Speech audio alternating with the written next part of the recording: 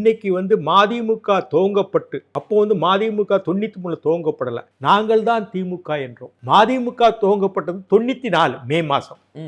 அதுக்கு முன்னாடி எங்களுக்கும் திமுகவுக்கும் போராட்ட களமாக தான் இருந்தது. நாங்கள் தான் உண்மையான திமுகன்னு நாங்கள் சொன்னோம். தொண்டர்கள் அடங்கிய திமுக என்று சொன்னோம். எங்களுக்கு அறிவாலயம் தேவையில்லை, அண்ணாவின் கொள்கைகளை ஏற்று நடத்துவோம், நாங்கள் தான் உதயசூரியன் சின்னத்தை பெறுவோம் என்று தேர்தல் கமிஷன், சென்னை உயர்நீதிமன்றம், உச்சநீதிமன்றம் வரைக்கும் வழக்காடினேன் நான். அதுக்கு எதிர்த்து வழக்காடின ஜூனியராக இருந்தவன், வெங்கடபதிக்கு ஜூனியராக இருந்தவன் அந்த வில்சன். ஓகே, அவங்க அப்போ தான் வந்தாப்புல, அப்போ தான் ஜூனியர், நான்லாம் அட்வொகேட்டாக இருந்தால் தான் வில்சன் வந்தாப்புல. இவங்களாம் ஏற்று வெங்கடபதினு ஒருத்தர் இருந்தார், திமுகவில் இறந்துட்டார் அவர். அப்போ போராடின அந்த கட்டம் ஒரு கடுமையான போராட்டம். வைகோ ஒரு நல்ல தலைவராக வந்துட்டாரு என்று தமிழ்நாட்டு மக்கள் நினைச்சாங்க. அது மாதிரி திமுகவில் இருக்க தலைவர்களும் ஒரு கட்டத்துக்கு மேலே வைகோவை புறக்கணிக்கிறாங்க. தன் மகனை ஸ்டாலினை வளர்க்குறாரு யாரு, கருணாநிதி, கலைஞர்.